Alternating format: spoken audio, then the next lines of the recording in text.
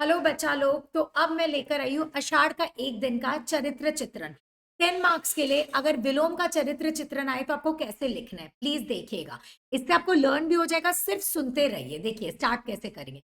मोहन राकेश द्वारा लिखित आषाढ़ का एक दिन नाटक में, ऐसे पहले इंट्रोडक्शन दे दो।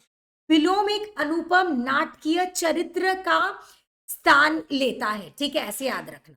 ये एक ऐसा पात्र है जो अपने नाम के अनुरूप निषेधात्मक चरित्र, माने ऐसे तो देखा जाए वो नेगेटिव रोल में आया है, हुए भी एक सशक्त पात्र है, फिर भी वेरी पावरफुल है कि लोग को उसको देखना पसंद है।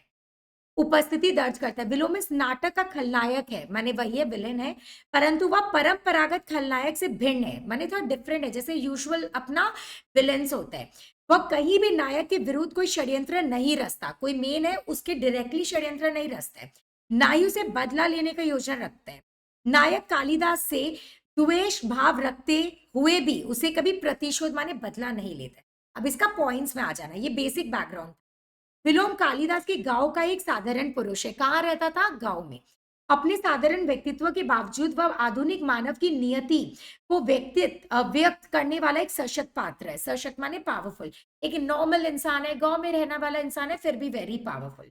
यह जानता है कि मल्लिका उसे नापसंद करती, उसे अनमाना अतिथि कहकर उसे अपने घर से जाने को भी बोलती है। इसके बावजूद भी वो मल्लिका से घृणा नहीं करता। मल्लिका विलोम और कालिदास के बीच का केंद्र बिंदु है। जो मल्लिका है वो दोनों के बीच में, किसके? विलोम और कालिदास। मल्लिका के सामने ही दोनों टकराते और एक दूसरे पर व्यंग्य बाणों की वर्षा करते हैं, यानी सरकाजम। विलोम होगा ये, विलोम धूर्त नहीं, धूर्त माने पगला नहीं है, स्पष्टवादी माने क्लियर बोलने वाला है, मुंह फट है, निर्भीक माने डरता नहीं है। यह जानता है कि कालिदास को उसका मल्लिका के घर आना जाना पसंद नहीं है, और यह बात बोलता है बड़े स्पष्ट शब्दों में। और कालिदास क्यों नहीं चाहता, ये भी पूछे कि तुम क्यों नहीं चाहते मैं यहाँ नहीं आऊं? क्योंकि मेरी आंखों से उसे अपने हृदय का सत्य झांकता दिखाई देता है, उसे उलझाने। कोट्स में आप लोग लिख लेना है, बुक का लाइन है कि वो जानबूझ के वो करता है, क्योंकि वो मल्लिका से प्यार तो करता है बट शादी नहीं करे, इसीलिए वो मुंह से बुलवाना चाहते हैं कि तुम कौन होते हो कि मैं इस घर में नहीं आऊं। First para. नेक्स्ट। विलोम नकारात्मक सोच वाला व्यक्ति है। सेकंड इसका कैरेक्टर स्केच है। वह कहता भी है कि विलोम क्या, एक असफल कालिदास, एक सफल विलोम, माने जानबूझ के ऐसे बोल रहे, नेगेटिव। अपनी नकारात्मक सोच के कारण वह कहीं कहीं ईर्ष्यालु प्रवृत्ति भी होता है, माने जेलस। और समय समय पर कालिदास को अपने कटाक्ष से आहत करता है, माने बोलते हैं राजधानी के वैभव में जाकर ग्राम प्रांतर को भूल तो नहीं जाओगे, माने राजधानी में जाओगे, उसका वेल्थी लाइफस्टाइल जियोगे तो हमें तो नहीं भूलोगे। नेक्स्ट। हठी उसका एक है, ठीक है, हठी व्यक्ति है।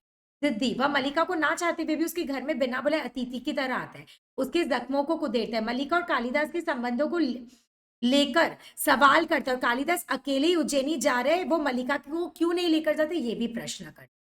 अधिकार मल्लिका और कालिदास तीनों ही उसे वहीं से जाने के लिए कहते हैं, कि बोलते चले जाओ, ये अंबिका होगा। पर वह अपनी बात कहे बिना नहीं जाता है। यहाँ एक तरफ तो उसे ऐसा लगता है मानो उसे कोई आत्मसम्मान नहीं है, पर दूसरी तरफ उसका अंबिका के साथ सहानुभूति भी है कि माँ का वो जिम्मेदारी समझ रहा है। उसे मल्लिका के भोलेपन को भी समझ में आता है, और संवेदनशील व्यक्ति है क्योंकि उसको दूसरों की जो भी पेन चीज है उससे असर होता है। विलोम मदिरा माने अल्कोहल आदि का भी दुराचारी व्यक्ति है, माने उसके अंदर ये नेगेटिव क्वालिटी। अ, वह मल्लिका का विषम परिस्थिति माने नेगेटिव जो भी सिचुएशन था का लाभ उठाकर उसे विवाह करता है, और उससे एक बच्ची भी है। अपनी बच्ची के बारे में वह कालिदास से कहते हैं हरिण शावक इस घर में भी है, माने हिरण का बच्चा। तुमने मल्लिका की बच्ची को नहीं देखा, उसकी आंखें किसी हरिण शावक से कम नहीं। यही एक पुरुष अष्टावक की बातों पर वह अपनी ही पत्नी के चरित्र प्रश्न चिन्ह लगाता है, मैंने बोलते हैं ना किसी और के कारण वो अपनी पत्नी के कैरेक्टर पर जाता है। कालिदास से पूछे थे कि क्या बच्ची की आकृति सचमुच विलोम से मिलती है ना, माने वही उसका बाप है ना, तो वो क्या दिखा रहे? मल्लिका का चरित्र पर सवाल उठा। विलोम यथार्थवादी, आक्रामक और अनर्द्वंदों को पचाए हुए। कालिदास से प्रतिद्वंद माने कंपटीशन उसे विजय बना चुके हैं, लेकिन भीतर ही भीतर वो एक हारा हुआ व्यक्ति है। देखा जाए तो वो जीत गया है, उसकी प्रेमिका से वो शादी कर लिया, फिर भी वो हारा हुआ है। यद्यपि यह मल्लिका का पति है, पर मल्लिका के भाव कोश में सदैव कालिदास विद्यमान है।